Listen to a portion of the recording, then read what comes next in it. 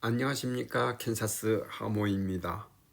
네, 오늘은 항소심이 지금 진행되고 있는 가운데에 이제 4월 25일 이제 선고일을 기다리고 있는 이 시점에 항소심 변호사님의 그들의 열정에 박수를 보내면서 이런 제목하에 제가 말씀을 드려보겠습니다.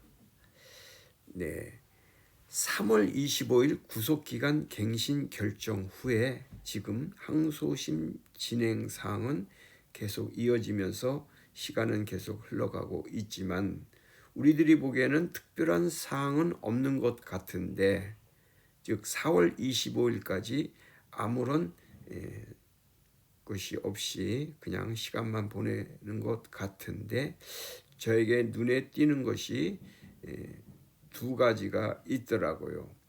하나는 김호중 아티스트의 진심 어린 반성문이 계속 연일 한 건 아니면 세 건 이렇게 계속 재판부에 반성문을 제출하고 있으면서 진심 어린 반성을 하며 뉘우치고 또 사회에 복귀하면 더 많은 자기의 짐을 벗고서 더 많은 것으로 사회에 봉사하고 충실하게 살아가겠다는 그러한 모습을 지금 계속 보여주고 있다라는 것입니다.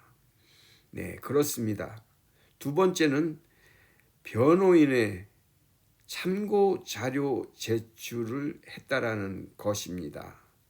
네, 여기서 참고 자료라는 것은 그저 우리가 뭐 참고 자료니까 그저 뭐 참고로 쓰라 뭐 이런 식의 개념일 수도 있지만은, 법원 재판 중에 참고 자료를 제출한다는 뜻은 지금 현재 대등재판부 항소심 판사님들에게 법리와 형량 결정에 영향을 줄 수 있는 검사의 기소 내용을 반박하는 자료인 것이다. 저는 이렇게 생각하고 있거든요. 그래서 굉장히 중요한 참고 자료를 제출하고 있다라는 것이죠. 제출했다라는 것이죠. 이미 많은 언론에서도 보도가 되었고, 특히 법률 전문 신문인 법률신문에서도 항소심 변호사님들의 어필하고 있는 그 근거 있는 그 내용이 법리적 적용을 제고할 수도 있고, 현재 이러한 것이 타당성이 있다라고 지금 이어지는 그런 분위기가 나타나고 있다라는 것이죠. 이러한 것은 지난 1, 2차 공판을 통해서 이미 알려졌던 것입니다. 특히 술타기 수법, 이것을 무분별하게 적용해서 정말로 그냥 가만히 있는데 문매를 맞은 그런 꼴이 되지 않았습니까? 술타기 수법이 적용되었다는 이런 것을. 그러니 이것을 언론의 과도한 정말 인기 아티스트에게 부풀리기식이란 보도와 또 누구나도 이러한 것을 언론에서 보도하면 그냥 아무 생각 없이 술타기 수법을 했구나 이렇게 여겨지니, 여기에 대해서 작은 목소리로 겸손한 목소리로 이것을 아니라고 반박하기에는 역부족이었을 것입니다.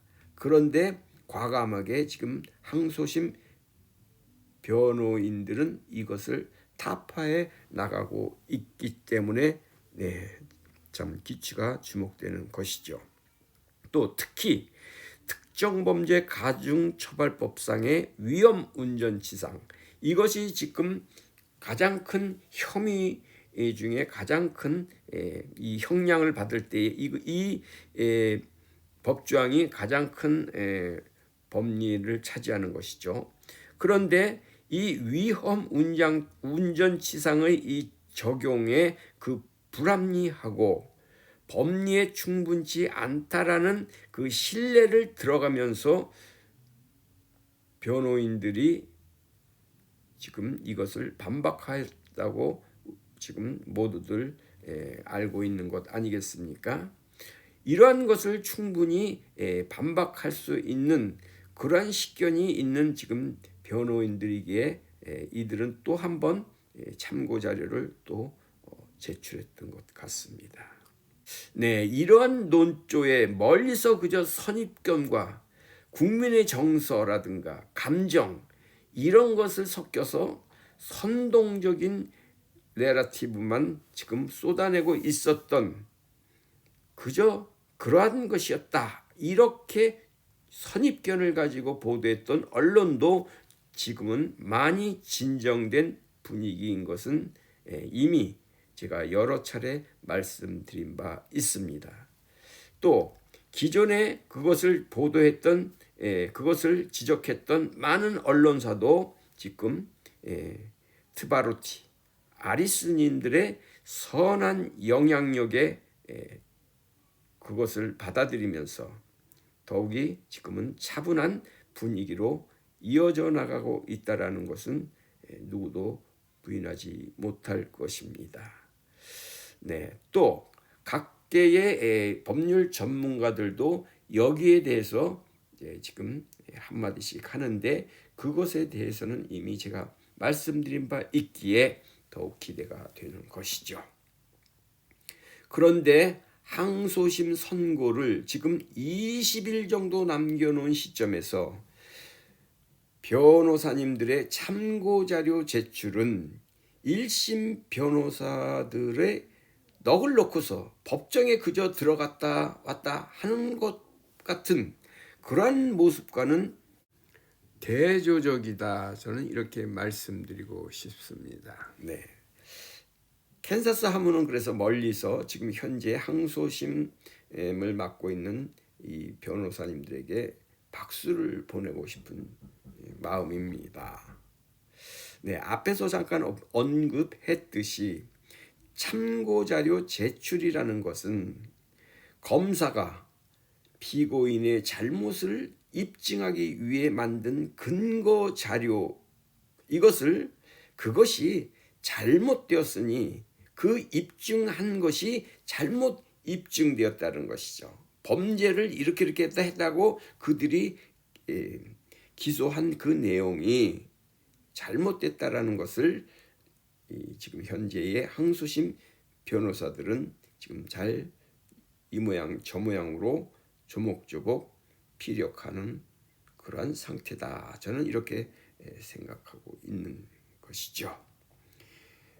지금 막바지까지 이러한 반박 자료를 지금 거의 막바지잖아요. 이제 20일 남겨놓고 선고만 남겨놓고 있는 이런 시점에서 손을 놓고 있는 것이 아니라 그래도 하나라도 더 반박 자료를 만들어서 판사님들의 양형의 부담을 덜어주고 판결문 작성에도 도움을 줄 아는 이러한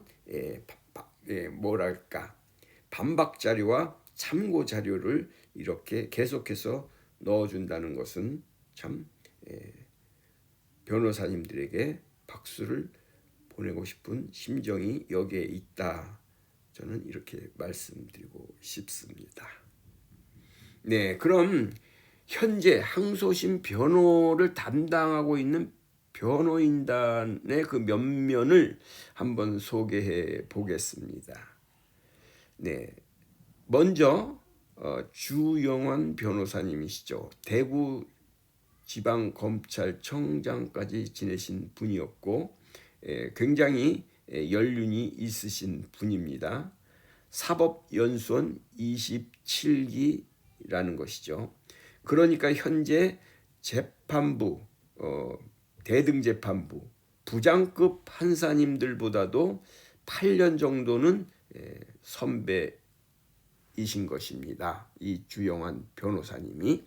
네, 조금 있다가 제가 항소심 재판부, 대등재판부의 그 판사님들의 그 연수원, 사법연수원 그 몇 기 그런 것을 제가 잠깐 일전에도 올려놨었지만 말씀드렸지만 다시 한번 말씀드리면서 한번 보겠습니다. 주영환 변호사님을 먼저 소개해 드렸고요. 그 다음에 임혜진 변호사님입니다. 지금부터 네 분을 말씀드리겠는데 이 네 분은 모두 법무법인 동인 소속입니다. 이전에도 말씀드렸지만 법무법인 동인에는 변호사님들이 거의 200명 정도 소속되어 있다라는 것이죠. 이 중에서도 구성원 변호사가 있고 소속 변호사가 있습니다. 지금 말씀드리는 임혜진 변호사님은 구성원 변호사입니다.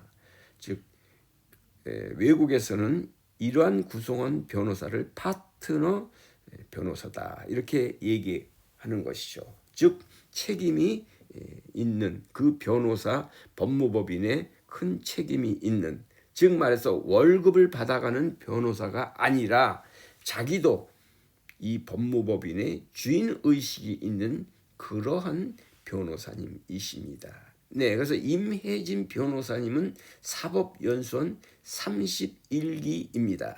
그러니까 사법연수원 31기는 지금 대등재판부, 항소심 재판부의 변호사님들이 31기와 32기 이렇게 구성되어 있다라니 그 연배쯤 된다, 같은 연배이시다 이렇게 보면 됩니다. 그 다음 신동협 변호사님, 이분도 역시 법무법인 동인 소속인데 이분도 구성원 변호사님이십니다. 이 신동협 변호사님은 변호사 시험 5회에 합격해서 법조계에 입문하신 분이시죠. 그 다음에 박정호 변호사님, 이분은 소속 변호사입니다. 법무법인 동인의 소속 변호사, 그래서 어소 변호사님이시죠. 이분은 사법연수원 45기입니다. 그러니까는 사법연수원의 거의 마지막 기수가 된다 이렇게 보시면 되겠죠. 그 다음에 권성희 변호사님이신데 이분 또한 법무법인 동인 소속의 소속 변호사님이십니다. 그러니까 어소 변호사님이시고 사법연수원 변호사 시험 11기이십니다. 권성희 변호사님은 변호사 시험 11회입니다. 지금 현재 법조계는 사법연수원 출신이냐 아니면 변호사 시험 출신이냐, 그는 법률전문대학원 출신이냐, 거기를 나와서 변호사 시험 보아서 합격하신 그런 분들이냐 이렇게 나눠지고 있는 것이죠. 그렇습니다. 대략 한번 이렇게 말씀드려 보았고, 그럼 항소심 대등재판부의 판사님들을 간략히 소개해 보겠습니다. 대등이라는 뜻에서 그 뜻이 내포되어 있듯이 이 세 분의 판사님들은 경력이 대등하다, 즉 부장판사님급들로 이루어졌다는 것입니다. 이분들의 면모는 다음과 같습니다. 소병진 부장판사님은 사법연수원 31기, 김지선 부장판사님은 사법연수원 32기, 김용중 부장판사님도 사법연수원 32기입니다. 그러니까 31기와 32기 이렇게 구성이 되어 있지요. 여기서 임혜진 변호사님, 동인 소속의 임혜진 변호사님이 31기라고 아까 말씀드렸죠. 소병진 부장판사님과 동기이다라는 것이죠. 그래서 임혜진 변호사님도 경력이 쟁쟁한 분이시다 이렇게 말씀드린 바 있습니다. 그런데 아마도 이 소병진, 김지선, 김용중 부장판사님 중에서 이 중에서 주심 판사님이 있어야 되는데 제 생각으로는 김지선 판사님일 것 같아요. 항상 보면은 언론에서도 김지선 판사님이 오히려 31기이신 소병진 판사님보다 앞에 이렇게 나와 있기 때문에 저는 그렇게 보고 있는데 그럴 것 같습니다. 그래서 소병진 판사님은 재판장이시고요. 즉, 이 재판을 하는 모든 이런 순서라든가 이런 모든 것을 진행하는 데 있어서는 이 소병진 판사님이 진행을 하시고, 그 다음에 이 그다음에 이번 사건의 주 업무를 모두 담당하고 있는 분을 주심 판사라 하시는데, 즉 판결문을 작성한다든가 모든 것을 먼저 법리를 제일 먼저 해석하고 이건 이렇지 않습니까? 이렇게 이제 이 세 분의 부장 판사님들에게 의견을 타진할세 나머지들은 그게 맞다 틀리다 이렇게 서로 합의하는 그런 것으로 진행이 되죠. 세 분이 모두 맡아갖고 이것을 처음부터 이렇게 하는 것이 아닐 것이에요. 그래서 이 주심 판사님이 이 사건을 자기가 담당을 하고 나머지 두 분들은 이게 맞다 틀리다 이렇게 결정하는 그런 시스템이 아닌가. 합의부 재판부이기 때문에 저는 그렇게 생각이 듭니다. 제 생각에 꼭 맞는 건 아닌데 거의 그렇다는 것이에요. 네, 그래서 김지선 부장판사님이 주심 판사님 같은데 뭐 아마도 맞을 것이에요. 그래도 뭐 또 틀릴 수도 있겠지만 그렇다고 이게 아주 중요한 의미가 있는 건 아니지만 그래도 이 주심 판사님의 역할이 굉장히 중요하기 때문에 제가 말씀드려 보는 거죠. 아무튼 이 세 분들의 이 판사님들은 모든 것이 주변에서 들려오는 풍문과 어떤 선입견에 이렇게 거기에 매달려서 어떤 그 사건을 판단하는 데에 본질에서 떨어진 그런 판단은 안 하실 것이다. 저는 이렇게 믿어집니다. 네, 그리고 이번 항소심 재판에 있어서 검사는 사법연수원 40기인 김현우 공판 검사입니다. 네, 참고로 말씀드려 봅니다.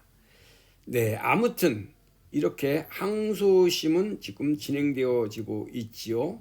그러니까 재판부와 변호사, 검사 이렇게 원고 피고와 그다음에 이것을 재판하는 이런 그 항소심이 이렇게 진행되고 있다라는 것을 말씀드려 보았습니다.